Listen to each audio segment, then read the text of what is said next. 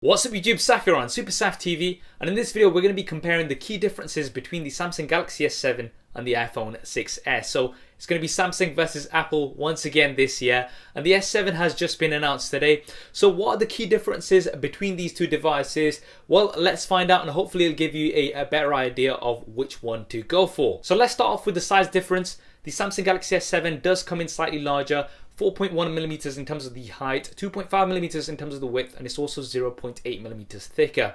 Now it is larger because it has a larger display, 5.1 inches versus the 4.7 inches on the iPhone 6s. Now there's some differences in terms of the technologies as well as the features behind these displays. You've got IPS on the iPhone 6s, and on the S7 you have Super AMOLED.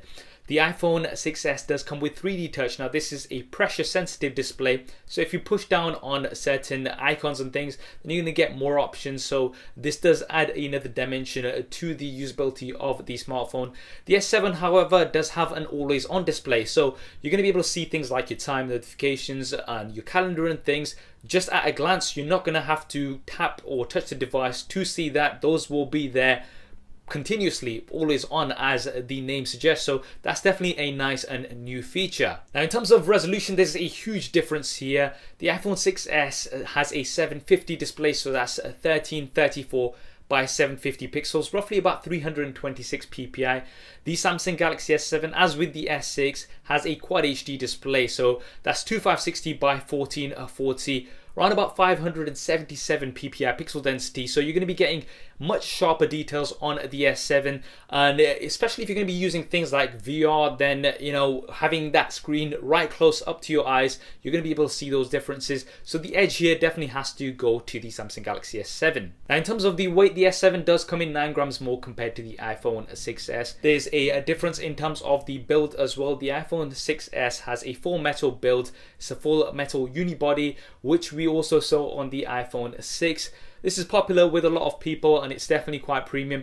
Now with the Samsung Galaxy S7, it's very similar to the Samsung Galaxy S6 in that it's a metal frame with glass panels on the front and the back, but this time around the back panel is actually curved like we had with the Note 5, so this will make it a little bit more easier to use with one hand. Now one of the things that you're going to have in common with both these devices is that they're going to be very slippery in your hand, and there's an easy way to overcome that, and that's with a dbrand skin. And I'd like to thank dbrand for making this video possible. dbrand offer lots of different skins for your devices, and it's a great way to customize the look of your device, but also give it some more grip and protect it from scratches and fingerprints. I'm going to be leaving a link to dbrand in the description below, so do go ahead and check them out and pick up some quality inexpensive skins. Now the S7 does have a new feature this time around, and that is IP68 water and dust resistance. So this is definitely quite cool. You're not going to have to worry about splashing some water on it or anything. This is something you're not going to be able to do with the iPhone. So the S7 does get another edge here, and speaking of another edge, you also have the S7 Edge option. So this is a larger display, 5.5 inches, but it's also curved on both sides. Now you can also get the iPhone 6s Plus on the iPhone side here, which is once again a larger display, but you don't have that unique feature of the dual curved edges, which is definitely quite unique and nice. Now in terms of the internals, the iPhone 6s, you've got Apple's A9 chip. It's been very nice and fast in my experience. I've been using it for the past few months. Now with the S7, you've got either the Snapdragon 820 or Samsung's Exynos chip. Now this is going to depend on where you're from, which processor you're going to be getting, but I'm pretty sure both of them are going to be super fast, and we're going to be doing a detailed speed test between both of these, as we have been doing every year. You've got 2 GB of RAM on the iPhone 6s, and on the S7 you've got 4 GB of RAM, so double the amount of RAM. That should help towards multitasking. Now one of the issues that we have had with previous Samsung devices is RAM management. Although you have lots of RAM, in terms of RAM management, it does tend to close down apps in the background. So once we have these devices in hand, we'll be doing a detailed speed test, so make sure you are subscribed to see that first. In terms of storage options, with the iPhone 6s, you've got 16, 64 and 128 GB versions. 16 GB still in 2015, 2016 is absolutely silly and should not be allowed. So this is a tactic from Apple to make you go for the larger 64 GB version. Now with the Samsung Galaxy S7, you have 32 GB as a base model. There might be a 64 GB option available in some markets, but for the main markets it is going to be 32 GB. However, you do have expandable storage this time via a micro SD card slot. Now, this is something we didn't have on the Samsung Galaxy S6. It was something that a lot of Samsung users were very disappointed with, so it's very nice to see it come back on this. And obviously the advantages that you have with a micro SD card slot, you are going to be paying much less in the first instance, but you're also not going to have to worry about using up all your storage. You are going to be able to simply go ahead and pick up a micro SD card and expand that, so that's definitely nice to see. Now, in terms of the cameras, both of these have 12 megapixels this time, so Samsung actually took a step back in terms of the megapixels.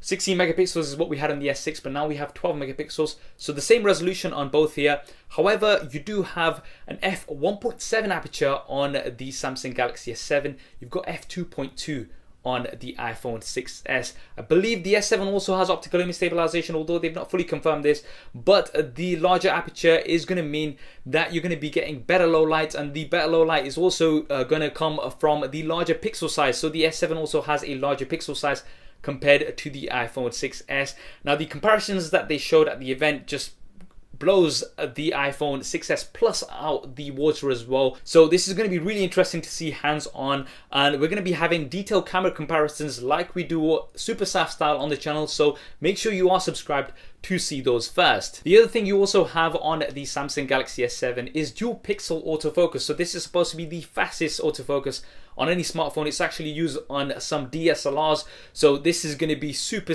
awesome.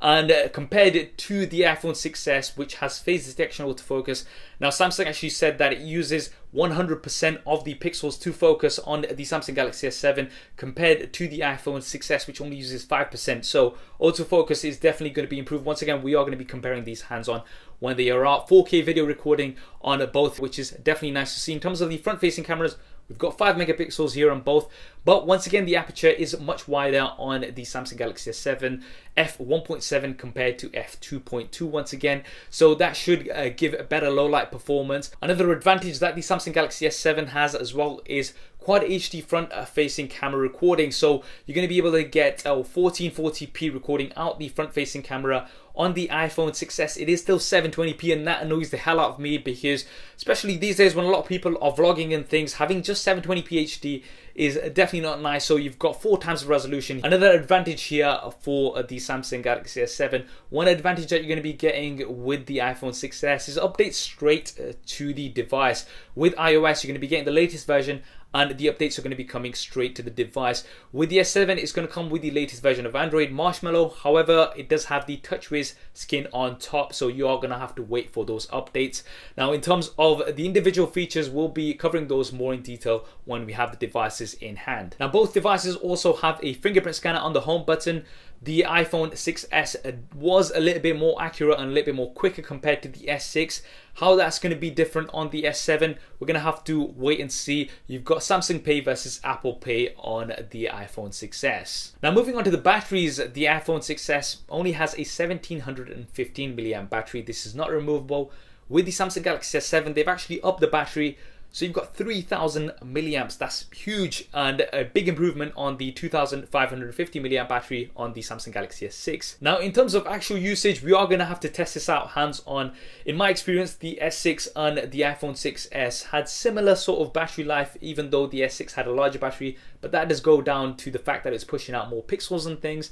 So we are going to have to see these, but the S7 does have a much larger battery, and it also has wireless charging as well as fast charging, so you can charge up the S7 much quicker than the iPhone 6s. So this does give another advantage here to the Samsung Galaxy S7. Now, finally, looking at the pricing, the iPhone 6s, you've got your standard prices for the different versions, around about £540 here in the UK or $650 in the US off contract.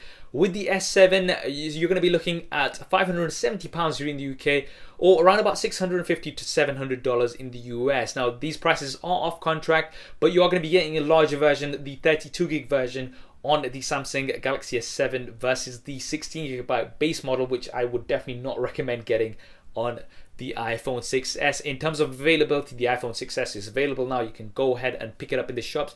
The S7 is going to be available for pre-order in the next couple of days. It's actually available for pre-order here in the UK, and I've already pre-ordered the S7 as well as the S7 Edge. So do stay tuned for coverage of those. And it's going to be released on around about 11th of March. So that's the date you want to be putting into your diaries of when you're going to be able to get it if you pre-order it now. So those are the key differences between the Samsung Galaxy S7 and the iPhone 6s. Some great features here on both. What do you think? Which one do you think is better overall? Do drop me a comment below and let me know your thoughts. If you haven't already, then be sure to subscribe. As I've mentioned, the devices are going to be covered in detail on the channel, so make sure you have subscribed to see those first. Camera comparisons also come in. I hope you enjoyed this video and found it useful. If you did, then please do hit that thumbs up button for me. It really does help me out. Thanks for watching. This is Saf on Super Saf TV, and I'll see you next time.